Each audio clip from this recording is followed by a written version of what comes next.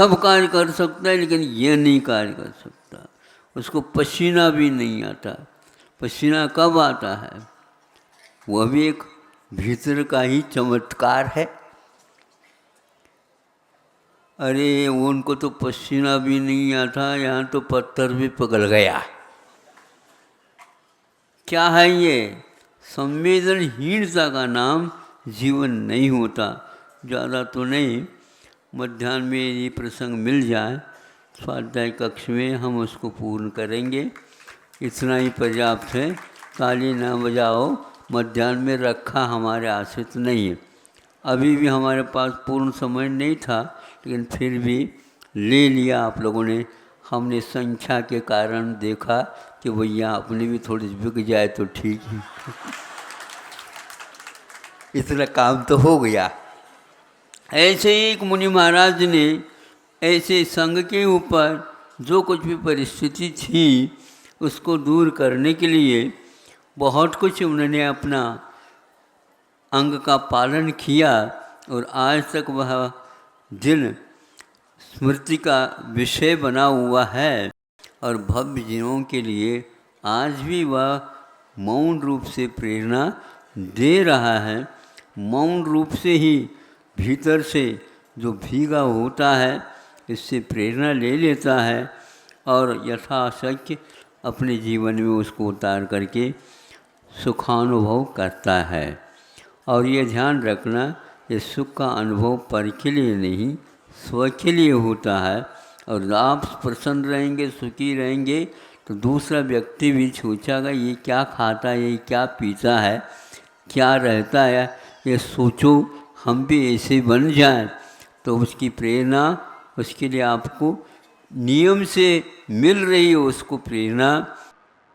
और एक इंद्रिय के द्वारा ही सब बोध होता है, दूसरे इंद्रियों को बाद में काम में लेते हैं तो वह दो इंद्रिय हो जाती है। लेकिन दो इंद्रिय पंचेंद्रिय तक होते हुए भी हमेशा हमेशा एक ही इंद्रिय काम आती है। समझ में आ रहा है आप लोगों को? हाँ, वो हमारे उस समय काम में नहीं आते। अब हमारा ये कहना है जब सुनना होता है उस समय हमारा उपयोग केवल कान तक आए। हाँ, और मार्ग को देख करके भी मार्ग में क्या है ये देखते हैं। और हाथ में दीपक है। इससे स्पष्ट होता है हमारा उपयोग जब स्थिर होता है तो दिखता है। जिसको हम देखना चाहते हैं वह दिखता है। और स्थिर चित्त यदि नहीं है तो फिर कुछ भी नहीं दिखता। वही दिखता जिसमें हमारा मन अटका हुआ रहता। ये सब जगह रहता है। जैसे दुकानदार ग्राहकों को देखता है, अपने सामान को नहीं देखता बार बार। नहीं समझे? उन सामान को तो वो स्वयं खरीद करके वहाँ पर सजा करके रख दिया। अब वह देखेगा किसको? हैं? मतलब आपको इतना तो ज्ञान है, दुकान आपकी है, ग्राहक आपके नहीं। ये पक्का है। आप अरबपति हैं हो और सैकड़ापति की प्रतीक्षा कर रहा।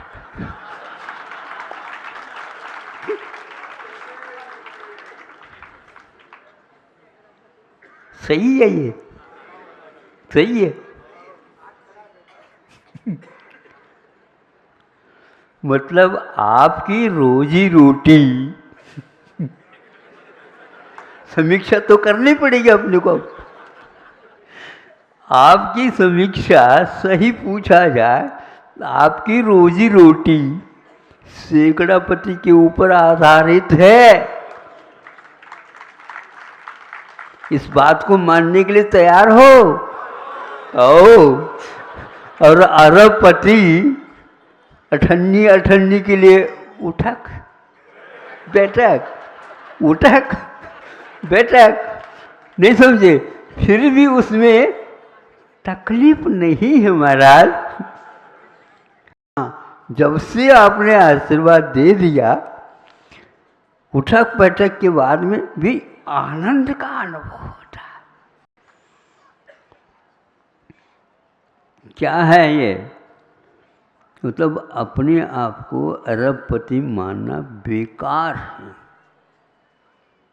निश्चय तो है हम, किंतु हमारा इसकी स्थिरता तभी संभव है जब हम इन ग्राहकों की प्रतीक्षा करें और दुकान में न सोएं और दुकान में न दूसरी चर्चा करें, नहीं समझे? तब कहीं जा कर के आपको उसमें सफलता मिल सकती है।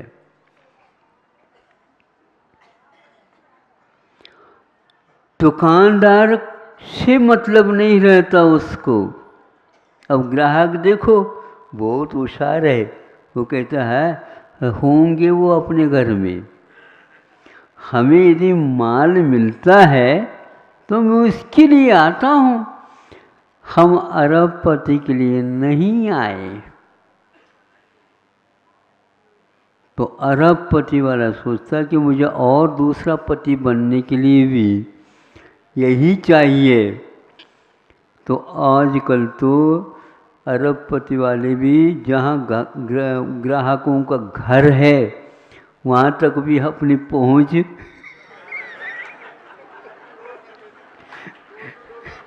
डोर टू डोर सर्विस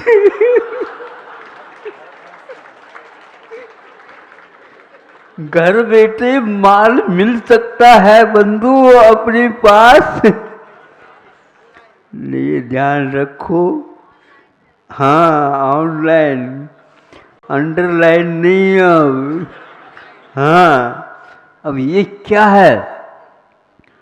वस्तुओं की कीमत, वस्तुओं का मूल्य हुआ करता है। तो हम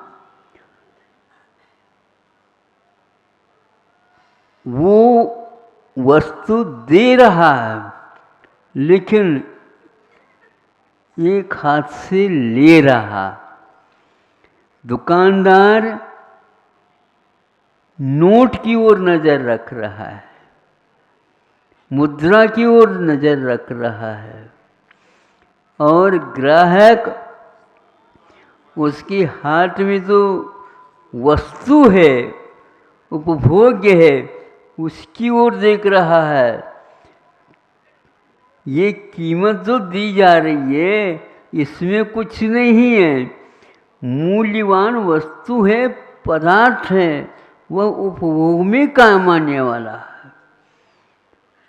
और ये केवल पैसे की ओर देख रहा है, उसको तो खाना नहीं, पीना नहीं, सूंघना नहीं, कुछ भी नहीं करना, जिससे सब रहित है। नोट में क्या रखा पता नहीं। और इसने अरबपति हो करके वो क्या खा रहे हैं, क्या सूंघ रहे हैं, क्या देख रहे हैं, क्या छू रहे हैं, वो रात दिन नोटों के उनके बंडल में स्वप्न में ये दिखते हैं। अब उनकी खुराक क्या हो गई?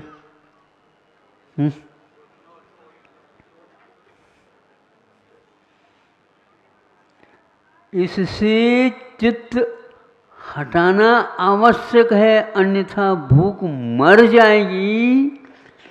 तो फिर आप कहाँ जाओगे? बंडल के बंडल लेकर के आपके ऊपर एक और पति बैठे, डॉक्टर साहब। जाओ अरबपति जी, जाओ राष्ट्रपति जी, जाओ जगतपति जी, जाओ सब पति वहाँ पर जाते हैं और हाथ जोड़ते हैं और कहते हैं, जैसे वो नोट लेकर के ग्राहक आता उस ओर देखते नहीं, किंतु दवाई मिल जाए, दवाई मिल जाए, और दवाई की ओर दृष्टि है। सब पति उस दवाई की ओर देख रहे, और डॉक्टर साहब किस ओर देख रहे?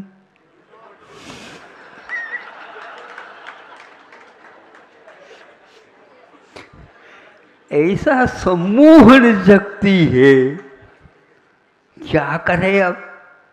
तो हम क्या कहें बताओ? सब दुनिया को देख करके दुनिया हैरान है, किंतु ज्ञानी जीव दुनिया को देख करके हैरान नहीं होता, किंतु वह अपने आप में रहता है और उनकी हैरानी कैसे समाप्त हो इसके बारे में सोचता रहता है। जब आरोग्यवान हो जाता है वो व्यक्ति, तब सोचता है कि मेरी वस्तु मेरे पास हो करके भी मैं इतने सारे विश्व की परिक्रमा लगा रहा हूँ। आखिर तो आकर के जन्म लेने का कहीं भी एयर कंडीशन आदि रख लो, कोई बात नहीं, अंत में जाने का मरघट तो सबका एक है। कभी ध्यान में आता? बोलो, एक है ना, तो वहाँ पर तो सबकी शरण तो वहीं पर, चाहे वो अरबपति हो, चाहे करोड़पति हो, या लखपति हो, कोई भी पति हो, अंत में मरघट सबका एक है, और वहाँ पर कोई भेदभाव नहीं। आइए, स्वागत। क्या जीवन, क्या इसकी लीला, कहाँ से प्रारंभ, कहाँ अंत, आगे कहाँ से प्रारंभ पुनः। यह चक्कर आपको, ये चक्कर है, ये ज्ञान होगा तो जहाँ पर आप बैठे हैं वहाँ पर आपको आना ही होगा। कितने भी आप व्यापार करो, उन सब का फल यहाँ पर आकर के ही आपको देखने को मिलेगा। ऐसे स्थान के बारे में आप लोग अब सोच रहे हैं, नहीं समझे? अब दिखेगा। अब क्या दिखेगा? जो अपने प्लान बना दिया, योजना बनाई, वो दिखेगी। तो उस ओर जब देखेंगे तो सब ये गायब रह जाएगा। एक ठान लेते हैं।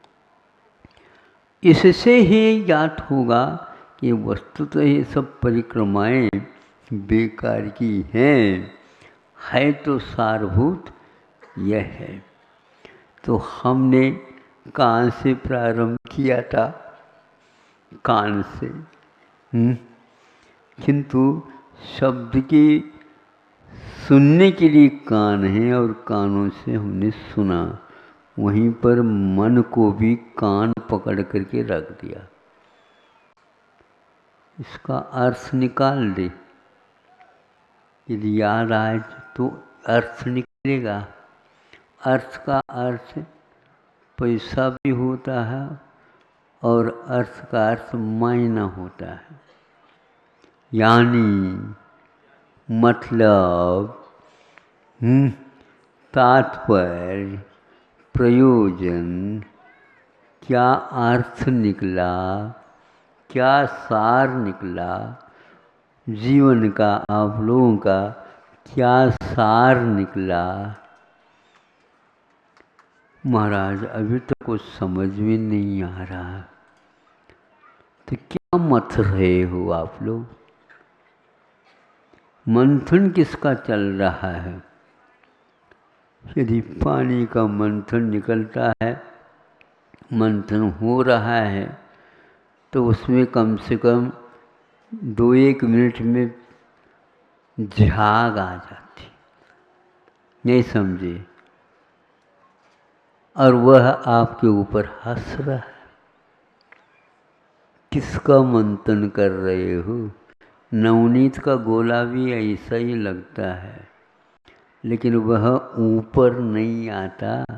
सात जो वस्तु होती है उसके लिए डुबकी लगानी पड़ती है।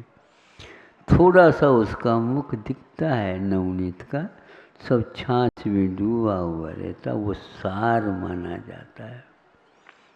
जीवन का मंथन किया आपने, मिला क्या सार हमें बता दो। महाराज आपके पास ही हम सुनने के लिए आए। सुनने के लिए आए? मत तो पानी और सुनने के लिए बात। यहाँ पर क्या निकलेगा आपको?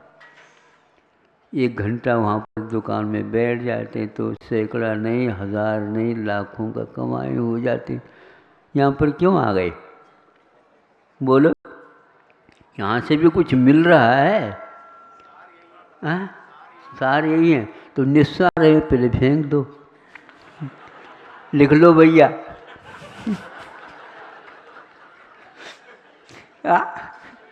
बोलो, किताब ले लो, पेपर ले लो और लिखना प्रारंभ कर दो। निस्सार फेंक रहे हैं और वो इकट्ठा करेंगे। नहीं समझे? अब ये लोग इकट्ठा करने में लग गए,